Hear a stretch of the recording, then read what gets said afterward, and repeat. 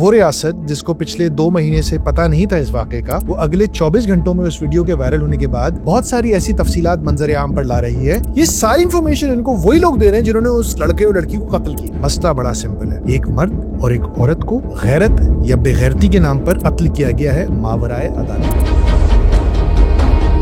उस औरत की वो जो वॉक है ना, जिस तरह उसने अपने दुपट्टे को पकड़ा हुआ है, मतलब पता है आप इस तरह की बातें ना हम किताबों में पढ़ते थे कि यार उसको मख्तल की तरफ लेके जा रहे थे और उसने ना गिड़गिड़ाया ना माफी मांगी। में से हर कोई अपने आप को अपने से कमतर के लिए जमीनी खुदा तस्वुर करता है। मुझे कभी कभी लगता है कि हम दौरे जाहिलियत से भी गिर गए, क्योंकि वहां पे भी कोई कोड था, कोई ऑनर था। भले जो भी हो, हुआ तो गलत। ये भले जो भी हो क्या होता है, ये अपोलोजिस्ट अप्रोच जो है ना हमारी, ये जो करबला से लेके इस वाक़े तक, ये अपोलोजिस्ट असल में जब वो किसी गलत काम को सपोर्ट नहीं कर पाते, डिस्ट्रैक्शंस करते हैं, डर्ट उड़ाते हैं। अस्सलामु अलैकुम। कल हमारे सामने एक वाक़या आया जिसने सबका दिल लर्जा दिया। बलूचिस्तान के एक इलाके में 1.5 दर्जन के करीब बागैरत मर्दों ने एक खातून और एक मर्द को कत्ल कर दिया। यानी इब्तिदा में जब हमारे सामने डिटेल्स आई तो उस वक्त तक इनका नाम शीतल बताया जा रहा था और मर्द का नाम कुछ और बताया जा रहा था। लेकिन अब हम देख रहे हैं कि एक और नैरेटिव हमारे सामने आ रहा है कि शायद खातून के पहले से बच्चे थे और दीगर चीज़ें। लेकिन सवाल ये नहीं है, जब ये दूसरा नैरेटिव आया तो हमारे ऑफिस के अंदर भी एक बहस होना शुरू हो गई कि कुछ लोगों ने जब ये कहानी सुनी कि शायद उनके पहले से बच्चे थे या निकाह पे निकाह हुआ था, तो कुछ ने बोला कि ओ चलो वाकया ये दूसरा है, अब तो जैसे जस्टिफाइड। लेकिन सवाल ये नहीं है कि खातून का पहले निकाह हुआ था नहीं हुआ था, उनके पहले बच्चे थे, वो खातून का किरदार कैसा था, मर्द का किरदार कैसा था, जी नहीं। क्या ये जस्टिफाइड है कि एक मजमे के बीच के मजमे में किसी भी इंसान को कत्ल कर देना, क्या ये किसी सूरत जस्टिफाइड है या नहीं? बस इस सब के ऊपर बात करने के लिए हम हमारे टीम के साथ बैठे हैं। तो मैं जानना चाहता हूँ कि इज इट जस्टिफाइबल? जस्टिफिकेशन तो कोई सेंस ही नहीं बनता ना कि एक तो आप कह रहे हैं मजमे को आप छोड़ दें कि उस किसी इंसान का किसी भी वजह से कत्ल करना ही वो सेंस नहीं बनता ना, तो ये जस्टिफाइड तो किसी भी एंगल से हुआ ही नहीं। अगर आप औरत को और मजमे को रख रहे हैं तो मेरा तो ये मानना है कि सजा देने वाले वो कौन लोग हैं। अगर उसका निकाह निकाह हुआ है, जो आप ये नैरेटिव बता रहे हैं कि निकाह निकाह हुआ हुआ है, या फिर उसके बच्चे हैं, या जो भी उसने भाग के शादी की, व्हाटसोएवर, ये तो बहुत बाद में डिटेल सामने आ रही हैं और we don't even know if that's true और नॉट। लेकिन वो लोग कौन है, वो कौन खुदा है, ज़मीनी खुदा है जो उसको कत्ल करने का हुक्म दे रहे हैं और उसको मार दिया जाता है, उसके सीने में, उसकी कमर पे 9 गोलियां मार जाती हैं। कौन है ये लोग? लाइक खुदा है कि अल्लाह ने क्या इन्हें अथॉरिटी दी हुई है कुछ भी करने की? और इसमें मेरा एक पॉइंट ये है कि ये जिस नाम पे हो रहा है वो है गैरत के नाम पर कत्ल। तो पहले तो what is the definition of गैरत, पहले तो एक मुझे यह भी समझना है, कोई अगर इसका जवाब दे सके। और दूसरी चीज़ कि ये हमारे माशरे में हो क्यों रहा है, कि मतलब ये एक इसका कोई ट्रैक रिकॉर्ड होगा ना, कोई कोर चीज़ें होंगी जिसकी वजह से ये होता हुआ आ रहा है। क्योंकि हम लोग देखते हैं हर जगह ये नहीं हो रहा, दूसरे माशरे में नहीं हो रहा, हमारे माशरे में ये क्यों हो रहा है? अच्छा देखें, सबसे पहले तो मैं ये बोलूँगी कि जो गैरत के जो जागीरदार होता है ना, वही सबसे बड़े बेगैरत लोग होते हैं। उनकी गैरत सिर्फ औरत के मामले में जागती है, उसको पसंद की शादी करनी है, वहाँ उनकी गैरत ऊपर आ जाएगी। वो खुद अपनी बहन का हिस्सा खा के बैठेंगे, अपनी बेटी की ज़बरदस्ती कहीं शादी करवाएंगे, गरीबों का हक खाएंगे, कुरान से निकाह कर देंगे, इतनी अब्सर्ड हरकतें करेंगे। लेकिन कोई औरत बोले कि मुझे अपनी पसंद से ज़्यादा शादी करनी है, वो उनकी गैरत जाग जाएगी, उनको पता नहीं क्या हौल पड़ना शुरू हो जाते हैं।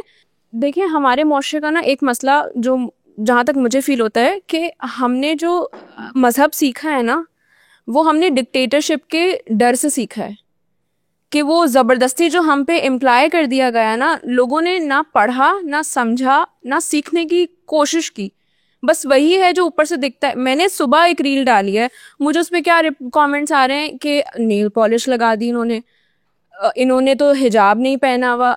यार बात वो नहीं है, पॉइंट ये है कि एक चीज़ गलत है जिसको हम कॉल आउट कर रहे हैं, हम बोल रहे हैं कि गलत है, आप उसके लिए खड़े होने को ही तैयार नहीं हो ना। आई थिंक फिर तो हर कोई बेगैरत है जो ऐसी बेगैरती को जस्टिफाई करने के लिए बैठा है। गैरत और ऑनर से मुझे एक और चीज़ ये भी जहन में आई कि मेरे ख्याल में हमें इनको ऑनर किलिंग्स कहना नहीं चाहिए, क्योंकि ऑनर एक बहुत ही एक मुक़द्दस अल्फाज है, एक मुक़द्दस जज्बात कहें आप उसको, या एक कंस्ट्रक्ट है जिसको हम ऑनर के ज़रिए कन्वे करते हैं कि दिस इज़ ऑनर।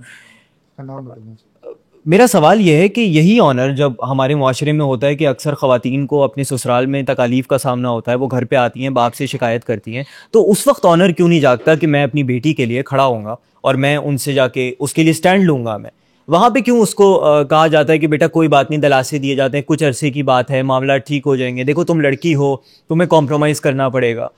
तो मेरे ख्याल में फरहान साहब, अगर आप इस हमारी जो मुआशरे की साइकी है कि हम क्यों इसको ऑनर किलिंग के नाम में क्लाउड कर देते हैं, इसकी क्या वजह है, आप अगर इलाबोरेट करना चाहें। अच्छा जी, अस्सलाम वालेकुम। देखें, इसके मल्टीपल लेयर्स हैं as far as I can see it. सबसे पहली लेयर तो ये कि इस पर्टिकुलर केस पे थोड़ी सी बात कर लें, फैक्ट्स को स्ट्रेट कर लें। इस वक्त वो रियासत जिसको पिछले 2 महीने से पता नहीं था इस वाक़े का, वो अगले 24 घंटों में उस वीडियो के वायरल होने के बाद बहुत सारी ऐसी तफसीलात मंजर आम पर ला रही है जो कि थोड़ी सी वियर्ड है। मैं उनकी विरासिटी पे बात नहीं कर रहा, वो सच है या झूठ, लेकिन उन तमाम इंफॉर्मेशन का सोर्स कौन लोग हैं, ये बड़ा इंपॉर्टेंट है। हम जर्नलिज्म में ये बड़ा इंपॉर्टेंट होता है। ये सारी इंफॉर्मेशन इनको वही लोग दे रहे हैं जिन्होंने उस लड़के और लड़की को कत्ल किया। वो जो 11 लोग अरेस्ट हुए हैं, जिसमें वो सरदार शेरबाज सातकजई भी है, वो जो पूरा ट्राइब है, उस ट्राइब के जो लोग अरेस्ट हुए हैं वो इंफॉर्मेशन दे रहे हैं ये ऐसी थी, वो बच्चलन थी, वो ये था, वो था। अब आप मुझे एक बताइए कि वो लोग जिन्होंने उस लड़के और उस लड़की को कत्ल किया है, क्या वो कोई रिलायबल सोर्स हैं? वो तो अपने जानते पूरी कोशिश करेंगे कि इतनी धूल उड़ा दें कि उनका कत्ल कहीं उस धूल में छुप जाए कहीं। देखिए, आप कभी कभी ना, होता क्या है, आपके पास जब रिबटल नहीं होता ना, आप धूल उड़ाते हैं। Israel is the number 1 example of that. आप इस वक्त पैलेस्टीनियन गजा के ऊपर जो हो रहा है, उसमें इसराइल क्या करता है? इसराइल के पास ये डिनाई करने के लिए कुछ नहीं होता कि वो जुल्म कर रहा है, वो धूल उड़ाता है, उल्टी पुल्टी बातें, डिस्ट्रैक्शंस क्रिएट करता है जिससे बात वहां से हट जाए। बात जहन में रखनी होगी कि मसला क्या होगा। मसला बड़ा सिंपल है, एक मर्द और एक औरत को गैरत या बेगैरती के नाम पर कत्ल किया गया है मावराए अदालत। इस वक्त कोई और बात खड़ी करना, कोई और डिस्कशन स्टार्ट करना स्टूपिड है। एंड बाय द वे, ये तो हो गया माइक्रो इसका, जिसमें वो उस बंदी का और बानो का और उसका जो लड़के का मसला एहसान का। लेकिन मैंने अभी, हम टीम जब बैठी बात कर रही थी, मैंने तो आप लोगों को क्या किस्सा सुनाया, 2007 में मेरे स्कूल का एक दोस्त, उसने पसंद की शादी की। शादी की रात वो और उसकी वाइफ गए अपने रूम में, फिर वो वहां से कभी नहीं निकले। आज उसके मर्डर को 15-20 साल हो गए। न मुद्दई न शहादत, हिसाब पाक हुआ, ये खून खाक नशीना था, अर्ज खाक हुआ।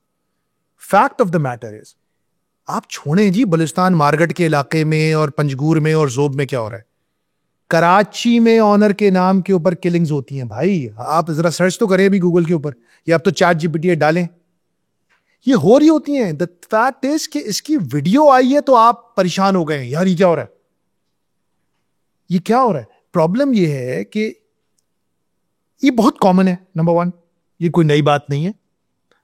मुझे जो इस चीज में सबसे जो चीज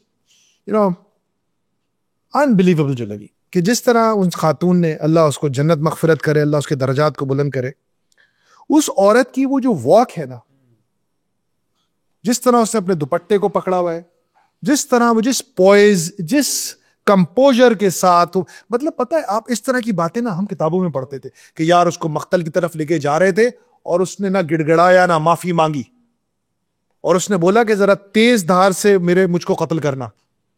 इस तरह के जुमले आप सुनते थे ना किताबों में, आप तारीख की किताबों में, 500 साल पहले ये हुआ चीज।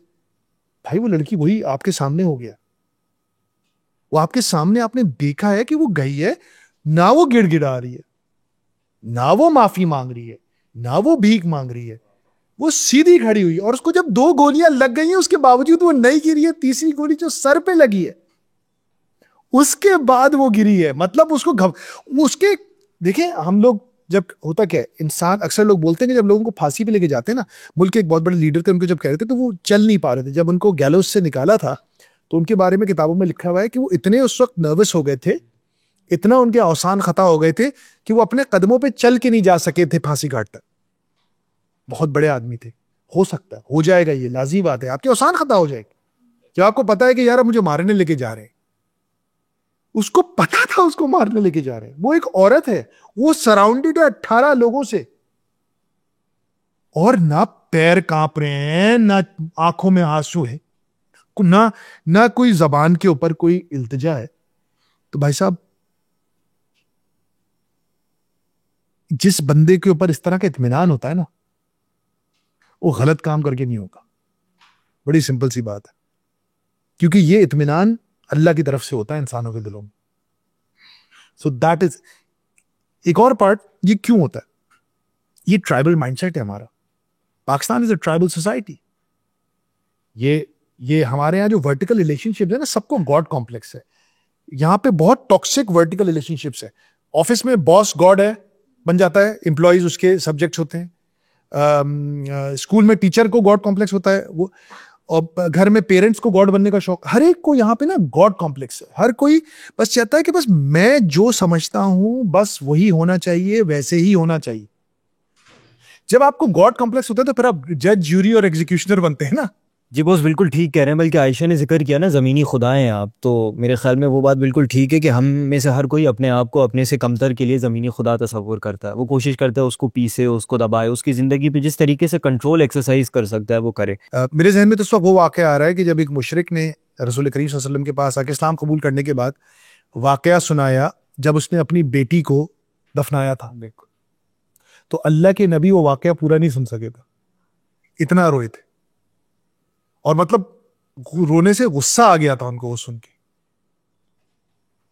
यार किसी बेटी को, ये भी तो बेटी थी यार। मुझे कभी कभी लगता है कि हम दौरे जाहिलियत से भी गिर गए हैं, क्योंकि वहां पे भी कोई कोड था, कोई ऑनर था। हम तो पता नहीं किस जमाने में हैं।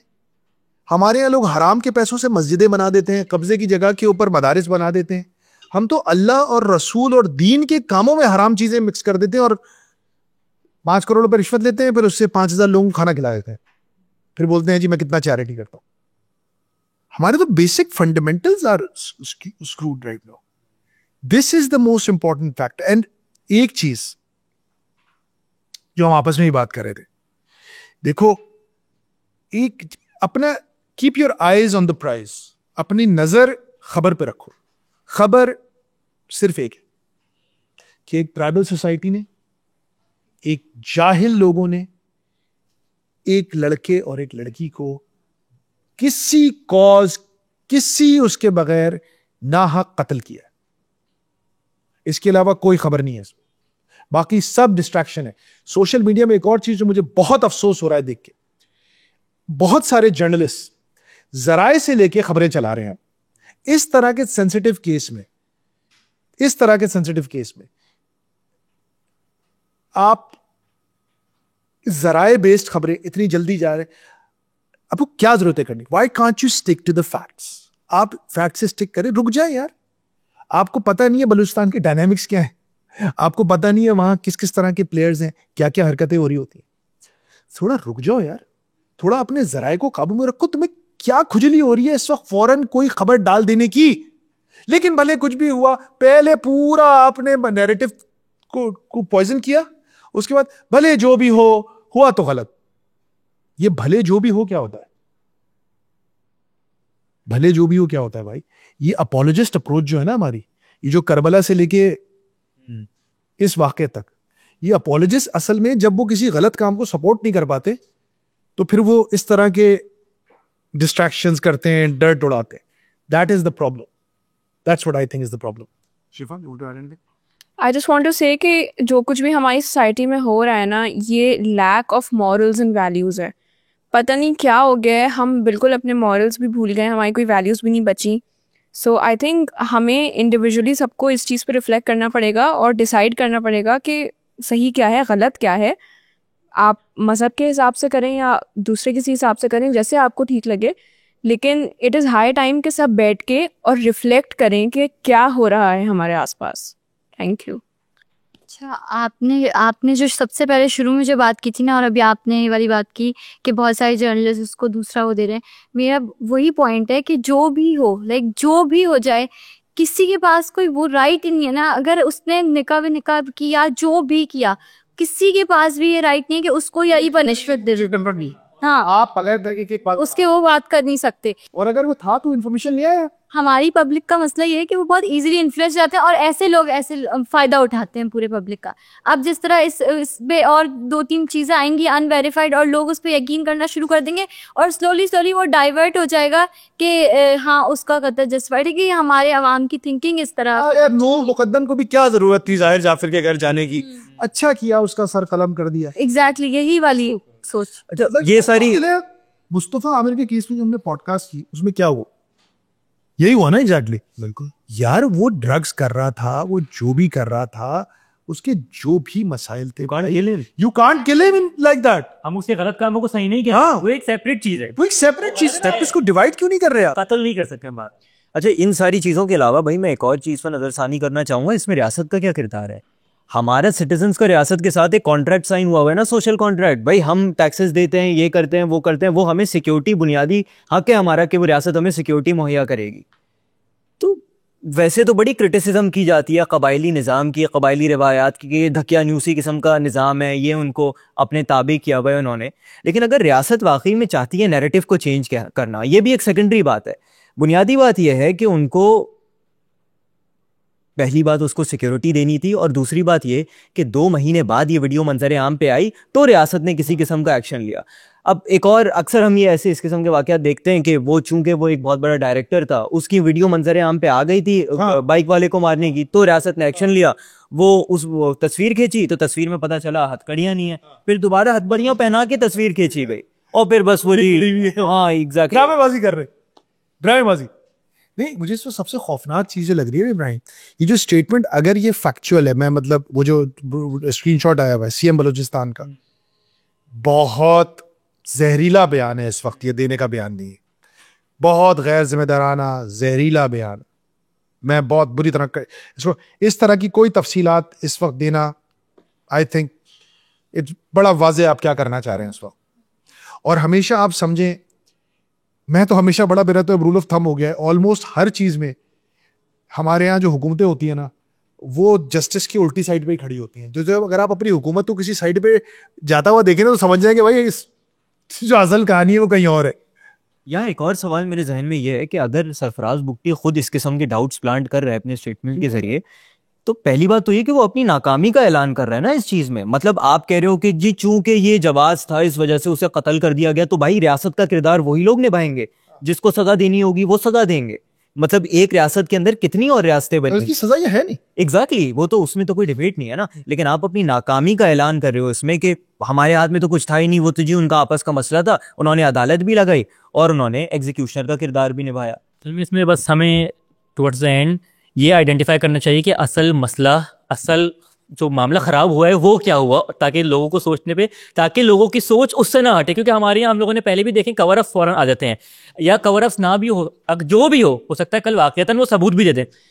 लेकिन मसला ये नहीं है कि मसला उसके किरदार का था, मसला किसी और चीज़ का था। मसला ये था कि कत्ल करने का इख्तियार किसी के पास नहीं है, और इस तरह किसी को अपना इंसाफ का निज़ाम कायम करने का इख्तियार किसी के पास नहीं है। तो मसला ये है कि एक नाहक कत्ल हुआ है और उसका ताल्लुक किसी के किरदार या किसी और चीज़ से नहीं है। ये जो हमारा है ना गॉड कॉम्प्लेक्स हमें, ये हमारे यहाँ बच्चियाँ लड़कियाँ काम करती हैं, या इवन लड़के भी काम करते हैं, इनकी हर चीज के ऊपर किस किस्म के कमेंट्स आ जाते हैं। Who has given you that right to comment like that? आपने क्या, आप कौन हो? देखो मैं इस बात को समझा रहा हूं, ये वही चीज है जो एक्सटेंड हो जाती है इनटू टेकिंग लाइव्स। पहले आप किसी के ऊपर कुछ बोलते, सोचते हो, फिर आपके अंदर थोड़ी करेज आती है, आप वो चीज कह देते हो, फिर आप वो चीज करने लग जाते हो, फिर आप एक्सट्रीम पे जाके इस तरह काम करते हो। मैं हमेशा, वो जो हमारी वाली एक डॉक्यूमेंट्री भी थी, मैंने एक बात बोली, सिंपल प्रॉब्लम है हमारा, we do not think women as are equals. हमें लगता है औरत कोई अल्लाह की कोई कमतर मखलूक है जो शायद वो इज्जत, वो मकाम नहीं डिजर्व करती जो मैं डिजर्व करी। ये है ये ऑनर किलिंग इसी वजह से हो रही है। इस ऑनर किलिंग की बुनियादी वजह ये माइंडसेट है, I can do this to her, मेरा राइट है, मैं मार सकता। अल्लाह की बंदी है वो, तुम्हारी बंदी नहीं है। ये जो है ना, मैं हूं God, I am playing God. देखिए भाई, हम कहते हैं ना जान, इज्जत, जिल्लत जिंदगी मौत अल्लाह के हाथ में। अब कह रहे नहीं मेरे हाथ में, मैं निमरूद हूं वक्त का, मैं फिरौन हूं वक्त का, मैं जान ले लूंगा। ठीक है, सिंपल सी बात है। मैं एक बात जानता हूं, इस हर चीज की कोई रीजन होती है। ये जो वीडियो बाहर आई है इसमें भी अल्लाह की कोई हिकमत है। जिस तरह के आपने बात की कि ये शुरू होता है यहाँ से, मतलब दिमाग से शुरू होता है, एक ख्याल आता है, फिर आपका करने का दिल चाहता है। तो अपने अराउंड अगर ऐसे लोग देखें ना जिनके अंदर आपको ये पोटेंशियल दिखता है कि ये इस एक्सट्रीम तक भी पहुंच सकते हैं, तो उनको कॉल आउट करें। ये समझ के मत जाने दें कि ये तो बहुत छोटी सी बात है या कुछ नहीं, उनको कॉल आउट करें ताकि ये केसेस इतने एक्सट्रीम पे जाके ना पहुंचे। हम हर दिन ये केसेस सुनते हैं इसलिए क्योंकि उनको कोई फर्स्ट स्टेप पे कोई उनको बोलने वाला कोई है नहीं। एक तो वो खुद ही इतने जाहिल हैं कि उनको रियलाइज नहीं हो रहा, दूसरा ये कि उनके आसपास के लोग भी उनको कॉल आउट कर नहीं रहे, तो इसलिए उनकी हिम्मत इतनी बढ़ती है कि उनको लगता है वो कुछ भी कर सकते। और एक और बहुत इंपॉर्टेंट बात, बेसिक बात, हमारे मुआशरे में इस पे बिल्कुल एहतियात नहीं होती। यकीन करें, मैंने भी जब सूरह नूर तर्जुमे और तफसीर के साथ पढ़ी, मैंने कानों को हाथ लगाया। हम किसी भी लड़की या लड़के के कैरेक्टर के बारे में ऐसे ही चलते हुए बात कर देते हैं। वो इसके साथ ये कर रही होगी, वो इसके साथ ये कर रहा होगा, वो तो ये है, वो तो वो है।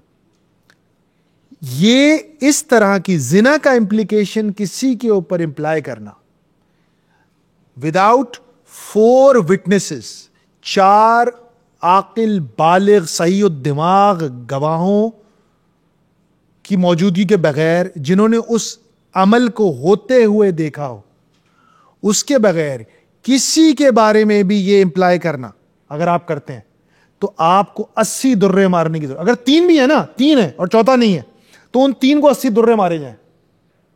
ये आप ऐसे ही बोलते हुए निकल रहे हैं। तो जितने लोग इस पे कमेंट कर रहे हैं, और अक्सर हमें कमेंट्स के अंदर इस्लाम के नाम के ऊपर बहुत तस्हीह करने की कोशिश करते हैं मेरे कुछ भाई बच्चे, उनके लिए कह रहा हूं, जरा जबान को थोड़ा सा पकड़ें। कहीं ऐसा ना हो कि यहां 80 दुर्रे तो ना पड़ें, क्योंकि यहां तो किसी को भी कुछ नहीं होता, लेकिन क़यामत के दिन 800 और 80,000 दुर्रे पड़ रहे हो। और मेरे ख्याल में इस बात पे हम इख्तिताम करते हैं। और बहुत ही एक तकलीफ़देह दिन है हमारे लिए, एक तकलीफ़देह मंज़र देखा। मेरे ख्याल में तकलीफ़देह से ज़्यादा जो बानो साहिबा जो हैं, उन्होंने तारीख़ में अपना एक मुज़ाहमतकार होने के नाते नाम रजिस्टर कराया है उनको। ही इज देयर नाउ, या एग्जैक्टली। तो एक उसका अल्लाह ने उसका नाम, मेरे ख्याल में बस ये हमारी तरफ से एक छोटा सा तबसरा था। ये वीडियो हम उनके लिए डेडिकेट करते हैं। और मैं चाहूँगा कि आप लोग कमेंट्स में मज़ीद सवालात उठाएं और मज़ीद बातें करें, क्योंकि ऑफ कोर्स रफ्तार is a movement for social change. और जितने ज़्यादा सवालात उठाए जाएंगे उतनी ज़्यादा हम मुआशरे की बेहतरी की तरफ आगे बढ़ सकते हैं। Thank you.